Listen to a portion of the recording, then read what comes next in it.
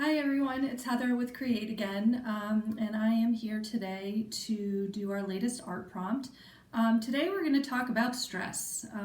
Obviously we're all under a lot of stress, and stress like we've probably never really experienced before, or it might feel a little bit like anxiety or anger. Some of us were talking recently about how some of this can feel a little bit like the grief cycle, anger, acceptance, denial. So I thought we would do a art prompt today that is around how to deal with that. This is something I like to call the anxiety monster, and it's something that we all have inside of us. It's that little part of us that's either kind of like self-doubt or creates that feeling of panic or stress in us when we're under high pressure situations.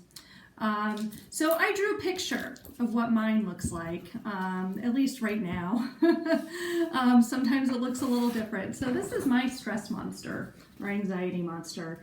He has these like furrowed brows and has lots of energy in him. So I just drew him real quickly with some markers. And that's all you need for this project is some markers or pencils and paper, some scissors and either a glue stick or some sort of liquid glue too. So what do we do with this guy? He is, depending on your level of stress right now, he might be really small, really tiny, or he might be getting larger. As you can see, mine takes up pretty much the whole page right now. So one of the things that art is really great at is helping you feel in control and giving you a different perspective of things. So with my stress monster, I'm going to rip him up. I'm going to rip him in half and tiny little pieces. And just that process of ripping things can feel so good sometimes. You can cut them with scissors, but I really like that process of ripping things. I just think it's a good release. It's cathartic to rip things up if you don't like them. So that's what I'm doing to my stress monster. I'm just ripping him into tiny little pieces so that I can't even tell what he is anymore. So here he is. He is a bunch of little pieces now.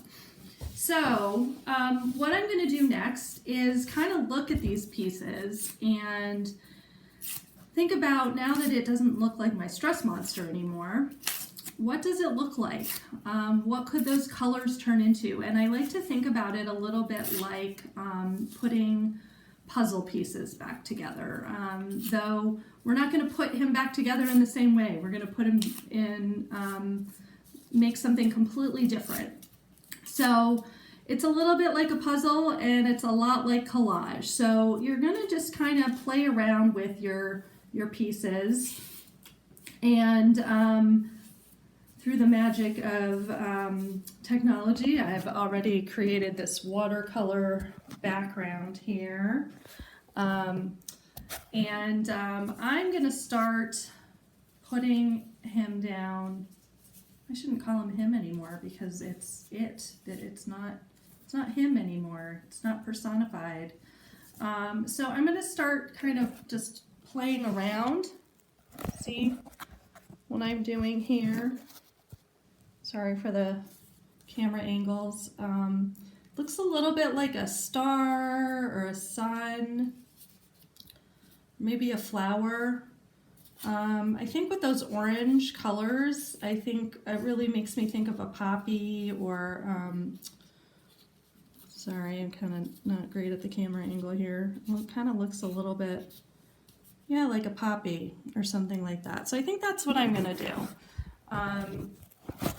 And there's no right or wrong with this project. Most of our art prompts that we've shared, any of them actually, really there's not a right or wrong way to do this. It's about letting go of what the end result's going to be. So I'm just going to take my trusty glue stick and glue some of these pieces in place. And let's kind of see where it takes us. The other thing you can do too, if you've got magazines at your house or old pieces of different kinds of paper, you can integrate that into your finished product. You don't have to use all the pieces of your torn up monster. You can make this really however you want. I'm using the pieces that I really like that had sort of the orange and pink in them. And you can also, I use Sharpie to draw my anxiety monster, but you can use anything you want, and you can draw on top of it as well, add more to it. Like I said, I did this kind of watercolor background ahead of time, just for purposes of the video, but really, start with a blank piece of paper and see where this process takes you.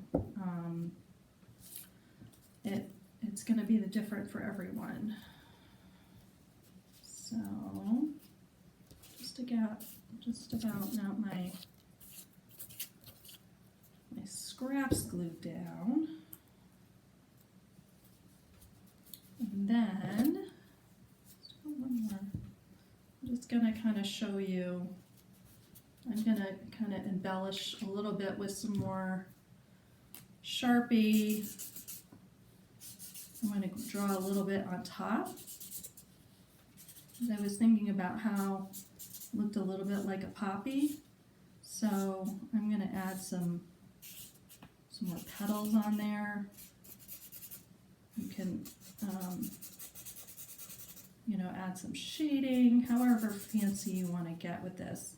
And I also really encourage you, if it's not working for you, to put it away and then come back at it. Come back to it a little bit later. Sometimes it's really good for us to take a break when we're working, because sometimes doing processes like this kind of brings up a lot of difficult stuff. So sometimes it's good to walk away, do a little exercise, do something else, have some food. So my poppy, add a little center to it here too.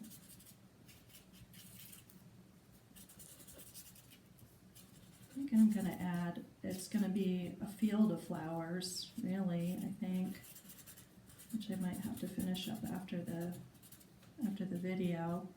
I'm going to add, poppies have those black centers to them. But I'm going to add a stem on there.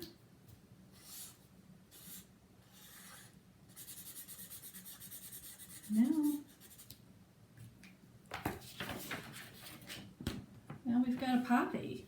I'm going to work a little bit more on it and add a little bit more to my image, and I will post the finished product in the comment section on Facebook. But yeah, this is how you work on transforming difficult emotions. You start with a representation of what it looks like in the beginning, and you are in control of it. You're able to change what the outcome is and what it looks like in the end result. So have fun with this and post pictures of your finished products. We'd love to see them. And thanks so much for joining me today. Thanks.